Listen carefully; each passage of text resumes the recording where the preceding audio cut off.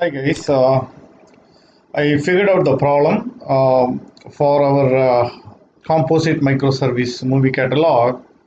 While specifying the URL, it was having like this, and there is a double slash here. This should be only a single slash.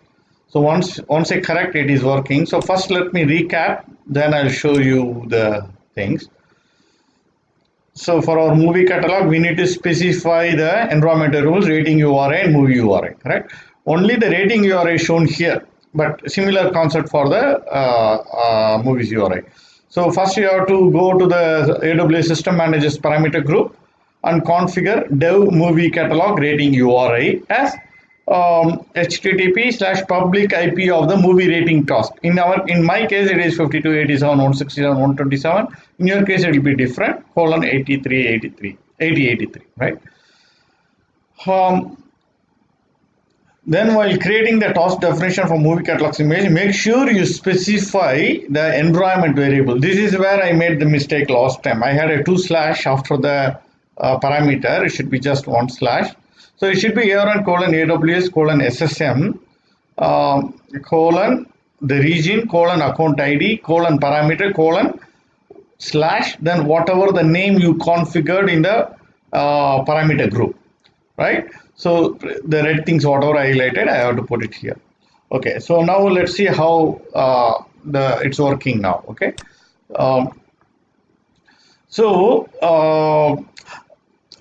to solve the problem, some of the things techniques I use. So I'll show you whatever I use to find it. See, for example, I went a little faster. So once I go inside the cluster, under the task, there is a 2 tab. One is running tab, another is stopped tab. Last time it was stopped for me, and I couldn't able to figure out the log file in the CloudWatch. But the problem is it's shown inside the task itself. In the task details, you see the stopped reason. It's saying fetching secret data from SSM parameter group, blah blah blah. The movie URI, it has that double space there. So I have to fix that. So I looked at it, then I solved the problem. So this is one way to triage the problem. Okay. So now let's go back to the running, and we have to go to the movie catalog, and you have to go inside the things. Now you see the public IP address 54/157 blah blah blah. So if you go, that is what I have, 54/157 242/59.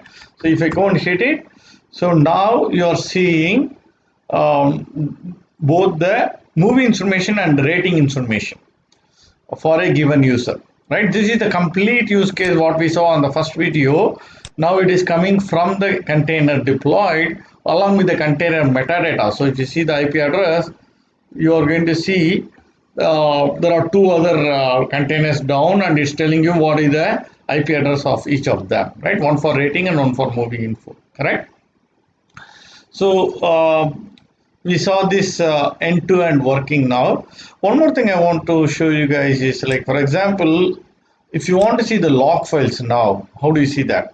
So on the task, right, this is the running task, right? On the running task, you have to go, and if you see the image, under the image, you see the CloudWatch log. And once you click that, it is going to show you the log files for you. Okay, then you can go and click it, and you're seeing the log files. If there is a problem in the execution, you're going to see it here. So what we learned is, for example, for the task, once you go inside the cluster, for example, once you go inside the ECS cluster, you see the task tab. Under the task tab, there are 2 things, running and stop. And if it is not in the running, that means click on the stop, you should see something on the stop. And in the stop, if you click, you will know the stop reason, right? And if it is running, then you go, for example, under the whatever the task definition. Right now we are in task thing, so you go to that particular thing, and then you go inside the container image. Okay, and then if you go little down, you see log driver AWS logs, and you see, then it will go and open that here, and you can see the log file.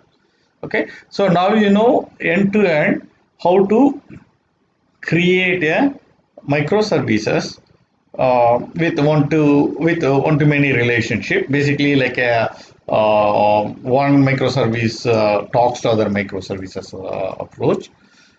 How to do it in the Spring Boot, and once you know how to do it in Spring, you know how to test it within the Spring Boot within the Eclipse by just running the main class, right? Then what you learned is you know how to deploy the Docker for the local machine. In my case, is Windows XP on Home Edition. So I mentioned you have to download this Docker toolbox, execute it, go to the console, and then you can do a Docker push. The Docker push will update to the Docker Hub, right? And there is one more way to test it locally, the Docker image itself. That means you close the Eclipse because you are trying to use the same port. There will be a port conflict. Then you say Docker run -d-p, then port: then your image. If you say that, then it's going to give you a crypt ID. That means it is running. That only one caveat is you have to make sure you follow an IP address which is not the local host. Okay, so that is the only thing you have to make sure. Okay, and then the rest of it will be the IP address is this one, 192.168.99.100. This is what you are supposed to use instead of local host to test it in the Docker if you have a Docker toolbox installed. Okay, after that we created the ECS cluster. Then we created the ECS task definition. Based on the task definition, we created the service. If it is a simple standalone service, you can get the public IP and you can be able to get the URL working immediately. If it is a composite service like my movie catalog, you have to set the environment variable properly. While setting the environment variable, we want to make sure it is more runtime basis.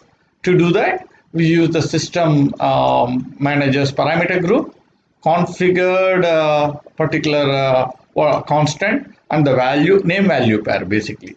So in our case, rating URI, the name and value is this. And then while consuming in the service, while you create the image within the task definition, you have to say this one, rating URI equal to the whole string and value from. It is not value. If it is hard coded value, then you can say, if it is hard coded, then you can say value. But since you are getting it from the parameter group, we have to use the value from, and make sure you do it. And last time I had a problem while getting the URL correct. So you have to make sure the URL is like this. So I updated the PowerPoint as well. Yeah, I think it's end-to-end working. See you guys soon.